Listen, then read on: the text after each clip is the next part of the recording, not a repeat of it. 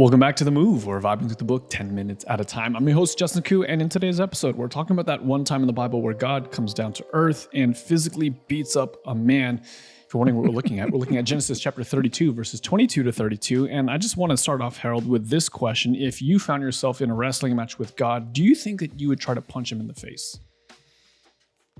No. If I knew it was God, I'd be like, uncle. I'd uncle real quick. I think this is part of what's interesting, right? Is that it seems like from the way the story develops is that Jacob doesn't realize that it's this divine figure, at least at the beginning. He just presumably finds himself in a wrestling match where a stranger just tries to attack him.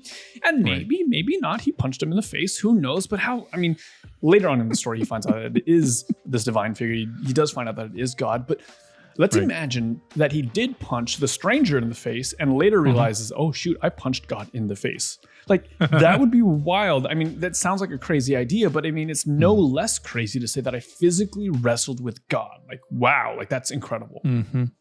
That's one story to tell your grandkids, right? Like forever. There was one time there on the shores of the river where I fought God. No, I think that it's one of those really great stories in the Old Testament that is more than the fight. I think that this is signaling one of those like it is a rite of passage. Ooh. Like sort of a change, because here is where Jacob is going to find a new identity. His name is going to be changed, because up to this point, this guy, and even in this story, like this is kind of like this very key moment in the story, but it's sort of a parenthesis in the overall arch of the story. Because my man here, Jacob, he's been like, this dude has been holding on to people's feet since he was born, right?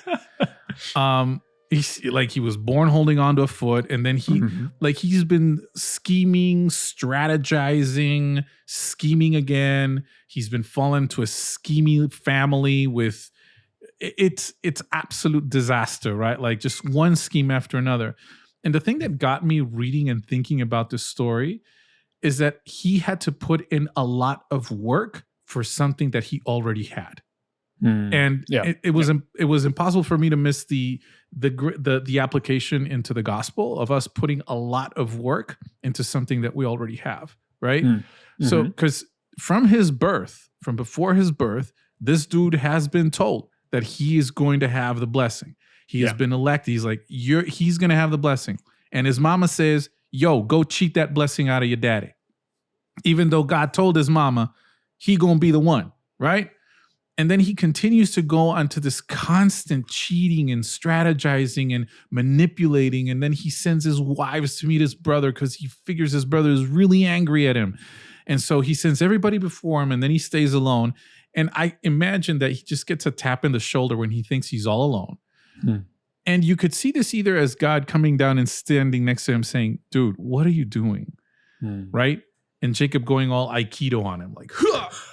And then the wrestle starts, right? I never thought of it like that. Because he's just so on. He's on edge, right? He's terrified. Yeah, he's on edge. He's terrified. This dude is on edge. This dude is like, because he schemes and he plots and he strategizes. He's trying to make things on his own accord. And here is God probably just coming down to accompany him, saying, "My man, you need to stop this." And wrestle match ensues. And God's like, "Why?" And you can almost see like. God's like, all right, you want to do this? You really want to do it? Okay, here we go. You really want to do this. And it's interesting that the text says that, Jeff, and he wrestled with him, and now he saw that he did not prevail against him. He touched the socket of his hip. So it's almost like Jacob is so entrenched in his fighting that God is like, all right, kid, like, listen, it's almost like, I remember my brother and I have 12 years of difference. There's an age difference of 12 years. And we would, I was a feisty little kid, right? I was a feisty little kid. Wait, who's the older one? Are you the older brother or are you the younger brother? No, he's the older brother. He's old. And he's old. You didn't say he's the older brother. He's old. Love you, man, but you're old. So he's the oldest, and I remember he was a good older brother. He taught me a lot of good things. And one of the things that we would do at times that I remember fondly actually was pillow fights. We'd get on like he was probably, I don't know, he was probably 18 or something around that age, probably late teens, and we get into these pillow fights, but like intense pillow fights around the house, bro. You know. And I was feisty and I wouldn't give up until he probably got tired of playing with his little brother and he ended it with a very, very strong blow. And I see this happening here. It's like, that I can beat you. And here I am almost like in a, okay. Let me, Yeah. I'm putting up with you. I could zap you. I'm not. I'm just going to dislocate your hip. Zach. And that's where Jacob realizes, oh, shoot. This isn't one of Esau's goons. I'm fighting with a supernatural, whoa, right? Like, and it's not the first time that Jacob encounters. Here's the thing. It's not the first time that Jacob encounters God while fleeing from his brother. The first time it was a dream and he had no idea, right? He has no idea. He gets this dream of ladder, Jacob's ladder, and he's like, oh, I have encountered God. And now here he is again, fleeing from his brother, and he is encountering God a second time. And this time it's a wrestling match that probably God didn't want to get into, right? But that he gets to anyways, because I'm going to roll with you, Jacob. Literally, roll. Yep. I'm going to roll with you, Jacob. And, okay, kid, we got to stop this. Clack, here goes your hip. And so it's like, bless me, right? And here's where Jacob, again, holds on to God. And he's like, bless me. As if you haven't been blessed before. This is a crazy part of the narrative. You've been blessed before. I've already given you this, but you want it. And so this time God says, what's your name? Right? What's your name? And Jacob, okay, I'm going to change your name. We're going to stop this life of supplanting, of holding on to people's feet or holding on to me. You get it? He was born holding on to a foot and now he's holding on to God. Right? Wow. Yeah, okay. You're blowing my mind on multiple levels here, Harold. I'm not going to let you go. There's a sense in which I wish that the way that you're telling this story is the way that I first heard it, because this is not how the story has been shared with me, whether from the pulpit or as I'm just musing in my own mind. The way that I've always approached this story, it's not that like, hey, God's coming to encourage him in the middle of despair. He's putting his arm around him just to encourage him, say, hey, it's okay, buddy. Like, I'm still with you. And then Jacob has this overreaction moment where they start to wrestle and God's like, all right, cool, kid. If you want to get some energy out, why not? Like, I never had this, and now he's holding on to God rather than his brother's blood. Like, I never had that perspective. The perspective that was shared with me was that no one would ever say this next line, but that God was reluctant to bless you. Oh. And the way that we would receive blessing is by wrestling with God. The lesson that I often took from this story was that if I wanted God's blessing, that if I wanted God to come out, in my favor, if I wanted good things in my life, it was basically the Gary V version of the gospel. You just got to hustle. You got to work 18 hours a day. You got to do everything. It was this version of God where he's reluctant to bless me. And if I hold on to him, I can be blessed. And that's how I saw this story for so many years. And when I was getting to look through this story as you and I were preparing for this episode, it was one of those that's like, how else can I possibly read this? Because clearly that's not who God is. God is not a reluctant father. Jesus mentions on many occasions how willing he is to give good and perfect gifts. And yet, like when I was reading the story, I couldn't help but continue to see what was shown to me when I was younger. Man, that's, and the thing is, like, I'll share that's the same perspective that I grew up with, and that rereading the text and looking at it, it's like, this is it's got to be different. And you're sort of clicking something in my mind right now about the reluctance of God to bless us, or about him playing hard to catch. It's almost like we grow up intentionally or unintentionally.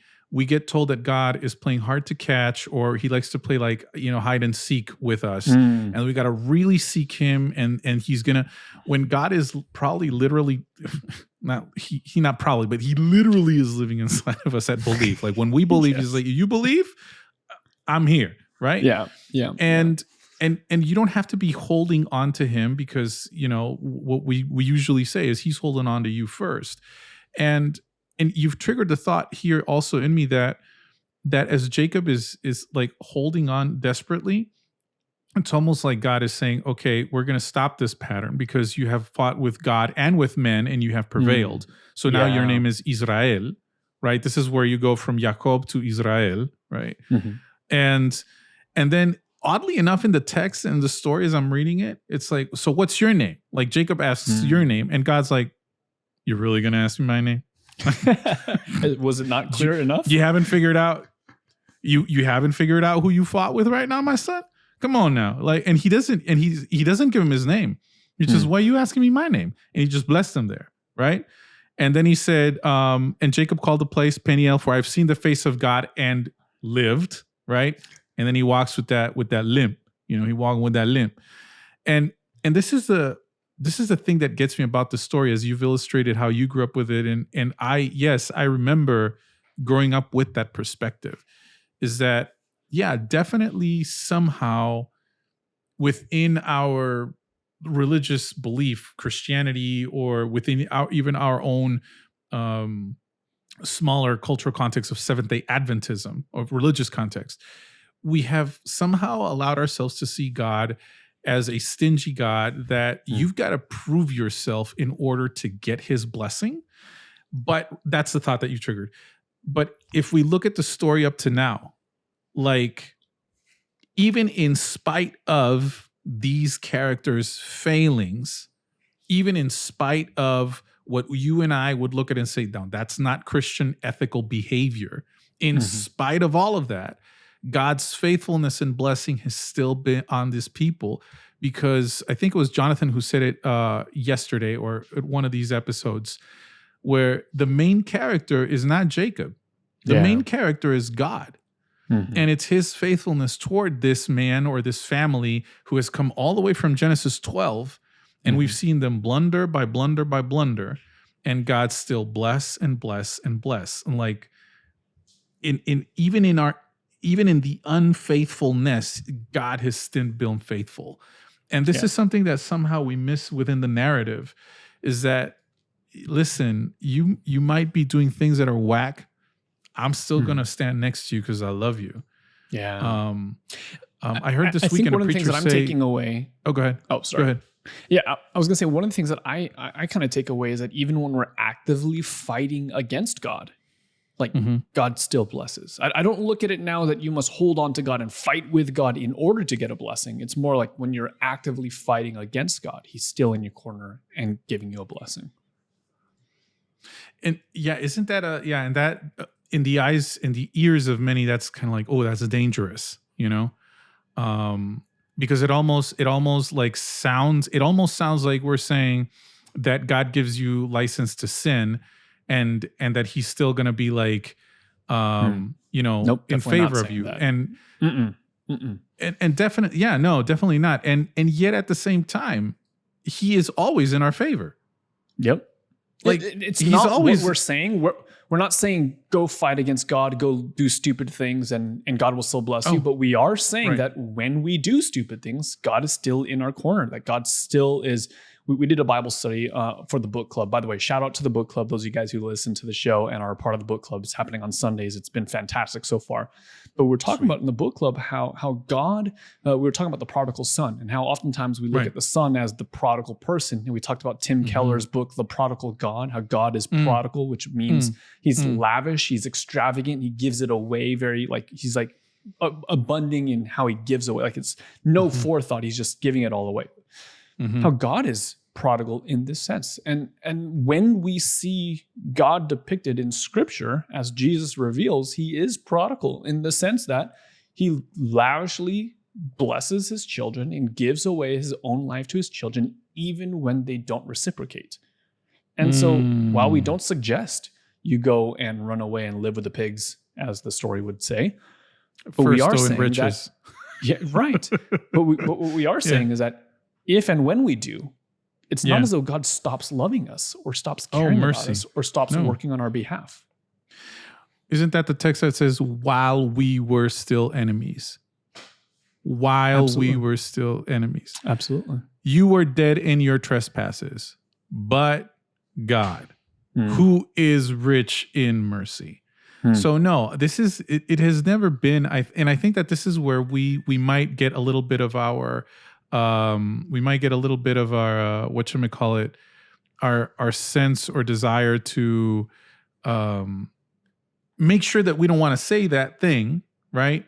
But in making sure we don't want to say that thing, we end up saying this other thing that is equally theologically incorrect, which is that, oh, well, now you're going to have to really hold on to get that blessing that was already yours and that you had no business working for because I already gave it to you. What you working for this thing that I already gave you for?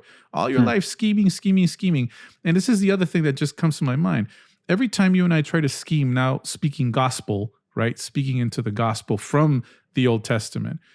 Every time you and I try to scheme and assure for us a promise that has already been given to us, righteousness, we end up messing things up more. We end up complicating life for us and for others. And we end up fighting with God when God had no intention fighting with us. Because the righteousness of God is already a promise that's been given to us. It's something free. It's been promised. It's been given. It's guaranteed. It's a done deal. But when we try to like scheme and strategize and say this and that, and okay, I'm gonna make sure that I get it. So I'm gonna eat this thing and I'm gonna not eat this other thing. I'm gonna dress this way and I'm not gonna listen to this other stuff. All you do is put a lot of work into something that should just give you rest. So imagine if the life of Jacob, how different his life would have been if his mama would have said, oh yeah, you got this blessing. If he wouldn't have cheated anybody out of it.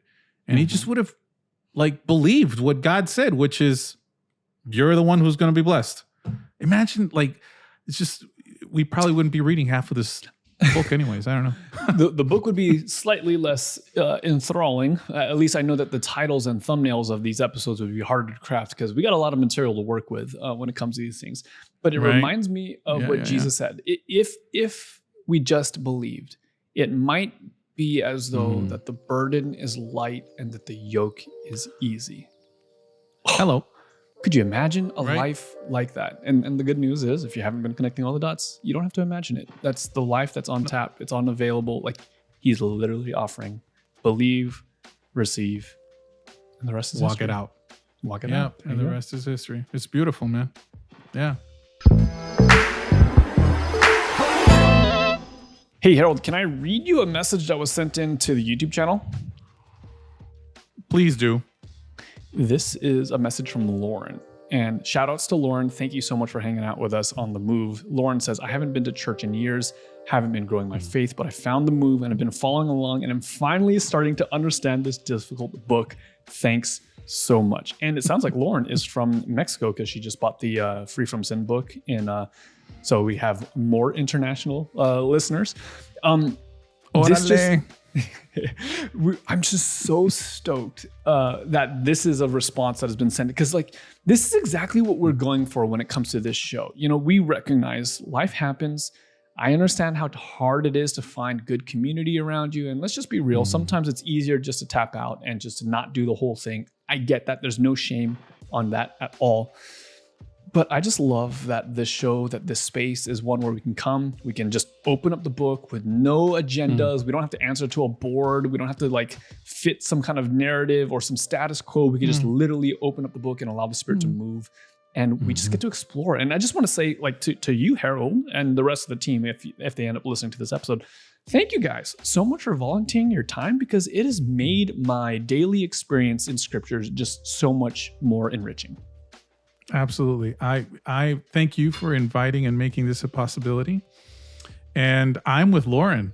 This book, this whole, like Lauren Samesies right here, wherever you are, donde quiera que estés, Lauren, that this has been very uplifting, very enlightening. There are things from stories that I had read before that I'm like, oh, I had never seen that. I had a couple this episode. Oh yeah, there you go. Yeah, so that just, I believe, you know, it's kind of a beautiful thing to see how you can have all the doctoral degrees or none of them, and the Spirit of the Lord speaks through all of us and through all of us, And he just shows us, spiritual things are discerned spiritually. So it's a beautiful thing. So yeah, thank you. And shout out to the move. Yeah. Also, on the tail end of that, I did want to share that story because one, it's a fantastic story and it just captures kind of my heart and my feeling, my sentiment about what we get to do every weekday. But also to say thank you, because there are a group of people on Patreon who are supporting the show and really enabling this all to work out. There's equipment costs, there's editing costs, there's all the different things that it requires to get a show up 5 days a week. We haven't really missed any. I think we might have missed one or two, but on average, 5 days a week, there's a lot that takes place. And so those of you who are sponsoring the episodes over at Patreon, thank you guys so much. It really makes a difference. As you can tell, Lauren's been impacted, and I want to believe that Lauren is just one of several hundred people who find value in your sacrifice. So thank you again. If you like to support the move, if you're saying, hey, this is great, and I want to make sure that this is here for years in the future to come, and you want to put your own money where your mouth is and just to support, you can do so over at patreon.com/jkoo. That's patreon.com/JKHOE.